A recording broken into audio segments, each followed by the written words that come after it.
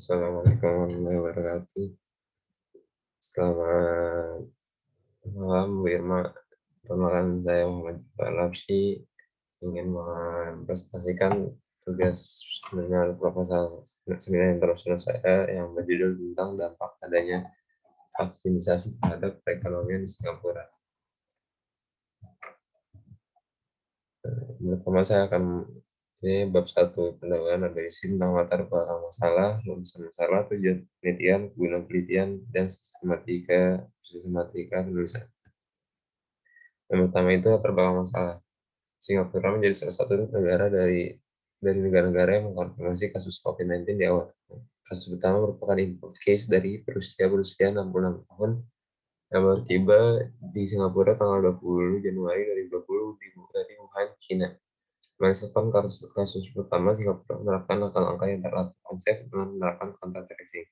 Turis berpergian dengan pasien terkonfirmasi harus dikarantina selama 14 hari, dan pemerintah melakukan pengawasan terhadap orang yang kontak dengan pasien langsung. Singapura telah menyiapkan layanan kesehatan yang terpadu dengan angka sumber daya medis seperti mobil ambulan yang dikerahkan untuk penanganan wabah COVID-19. Pada masa awal penyebaran COVID-19, Singapura tergolong sebagai negara yang menekankan upaya pencegahan yang ketat. Sosialisasi dilakukan upaya masyarakat melalui berbagai media, termasuk website resmi dari lembaga pemerintahan. Upaya pencegahan penyebaran wabah dilakukan dengan melakukan travel restriction bagi pengunjung dari Cina maupun pengunjung yang memiliki catatan ke Cina. Selain itu, pemerintah menggunakan teknologi untuk penanganan pencegahan penyebaran wabah dengan aplikasi Trace Together yang dikembangkan oleh Badan Pengelola Pemerintah dan Kementerian Kesehatan. Kebijakan ekonomi dari sektor ekonomi juga dikeluarkan oleh Singapura dalam rangka permanent demand and supply shock yang terjadi secara bersama akibat dari COVID-19. Berikut kebijakan yang dilakukan pemerintah yaitu memfasilitasi 3 jenis bantuan untuk mendorong agregat melalui yang pertama itu skema dukungan pekerjaan. Pemerintah mengeluarkan 1,3 miliar dolar Singapura di mana pemerintah membayar 1% dari upah pekerja lokal selama 3 bulan hingga batas 3.600 dolar Singapura. Skema kredit upah 1,1 miliar dolar Singapura di mana pemerintah mengeluarkan pendanaan bersama dengan kenaikan upah di sekitar 30% untuk karyawan Singapura hingga upah bulanan kotor 5.000 dolar Singapura. Yang ketiga, paket perawatan dan dukungan 1,6 miliar dolar di mana pemerintah memberikan satu kali pembayaran tunai antara 100 dan 300 dolar Singapura untuk setiap warga Singapura berusia 21 tahun atau lebih. Di sini saya akan membahas perumusan masalah sebagai salah satu negara pertama yang merilis data pertumbuhan pada masa ketiga abadnya. Negara belakangan dunia Malaya, angka dari Singapura menampilkan gambaran bagaimana pandemi bisa mempengaruhi ekonomi di seluruh dunia. Angka yang lebih buruk yaitu penurunan tren PDB yang pada kuartal pertama lalu menjusut 2,6% di periode sama tahun sebelumnya, yaitu menurun 10,6% dibanding kuartal sebelumnya. Penurunan ini juga menjadikan pandemi mungkin dapat yang dahsyat terhadap ekonomi selanjutnya. Di sini jadi saya yang membahas rumusan masalah yaitu bagaimana dampak adanya vaksinisasi terhadap perekonomian di Singapura. Nah, dengan adanya vaksinisasi di Singapura,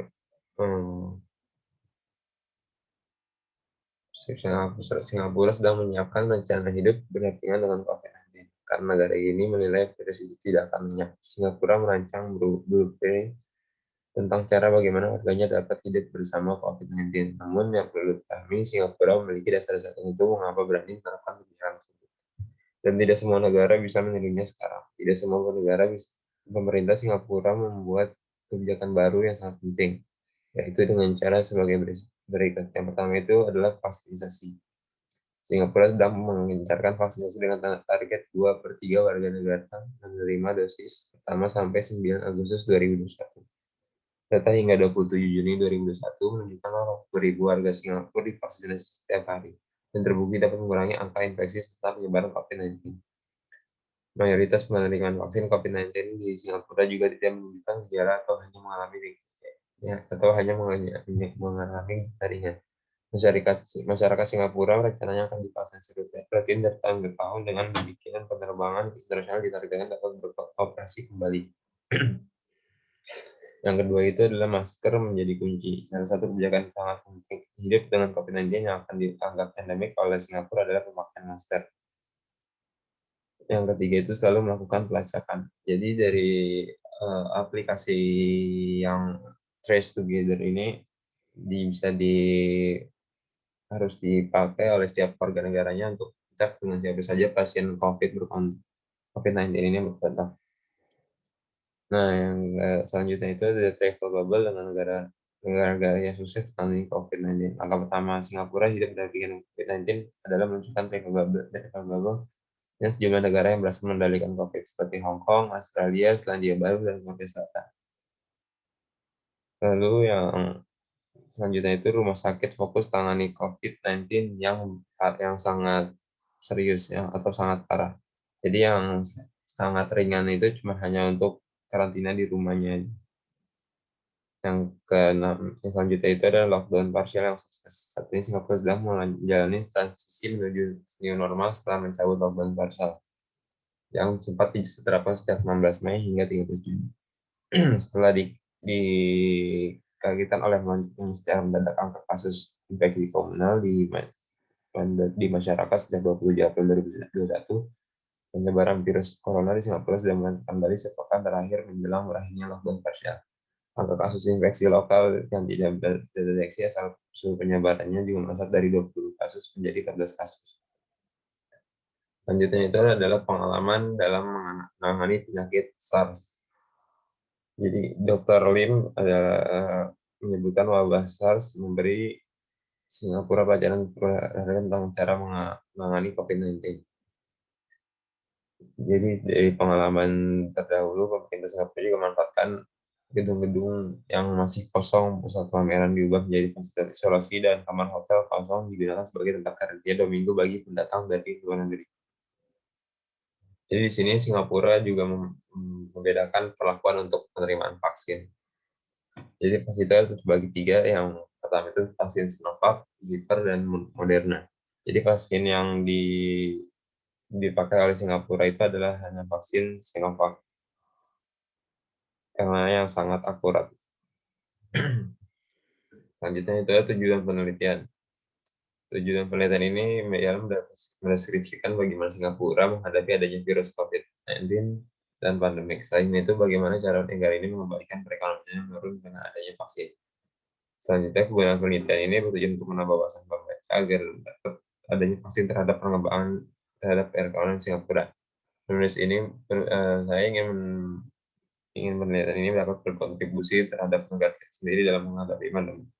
Penulis juga berharap penelitian ini dapat menjadikan representasi dari berbagai pihak-pihak lain yang dapat mendapatkan permasalahan sejenis.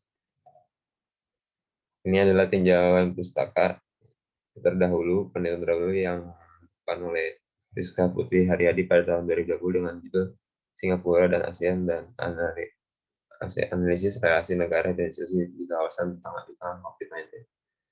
Di sini akan saya memakai teori liberalisme perdagangan internasional.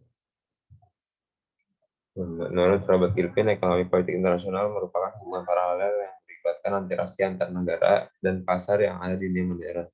Hubungan dan interaksi tersebut kemudian melahirkan ekonomi politik. Dalam ekonomi politik internasional atau AP, terdapat istilah state of art yang mampu memberikan perbedaan antara AP dengan ilmu ekonomi dan umumnya. John Stuart Mill menggambarkan AP sebagai ilmu yang mengajarkan cara bagi negara untuk mencapai kemakmuran. Namun kemakmuran dalam pandangan seorang liberal tidak dapat dicapai dengan menggabungkan bidang ekonomi dan bidang politik. Berbeda dengan merkantilisme dan Marxisme yang menggunakan zero-sum game, serta melihat adanya keterkaitan antara politik dan ekonomi. Kaum liberalis mempunyai opposite dengan tidak setuju jika adanya campur tangan dalam pasar. Nah, cover buku untuk teori ini The Political Economy of International Relations yang diterbitkan oleh Robert Gilpin. Dan selanjutnya bab 3 itu better penelitian. Rangka penelitian tinjau di mana pendekatan penelitian ini yang melakukan adalah pendekatan kualitatif untuk memahami fenomena mengenai apa yang dalam subjek penelitian secara menyeluruh, secara deskripsi dalam bentuk kata-kata serta bahasa pada konteks khusus yang dialami serta memanfaatkan berbagai metode ilmiah. Teknik pengumpulan data menurut Muhammad Nazir dalam bukunya yang berjudul Metode Penelitian mengumpulkan bahwa yang dimaksud studi kepustakaan adalah teknik pengumpulan data dengan mengadakan studi penelaahan terhadap buku-buku, literatur-literatur, catatan-catatan, dan laporan-laporan yang ada hubungannya dengan masalah yang dipecahkan. Studi kepustakaan itu mengadakan penelitian yang cara mempelajari dan membaca literatur yang ada hubungannya dengan permasalahan yang menjadi objek penelitian. Di sini saya menggunakan teknik pengolahan data dengan cara reduksi, yang pertama itu reduksi data, penyajian data, dan verifikasi atau meneliti kesimpulan. Sekian yang saya sampaikan. Apabila ada kesalahan atau kesalahan kata dan cara ngomong saya terbata-bata mohon dimaafkan. Sekian dan terima kasih.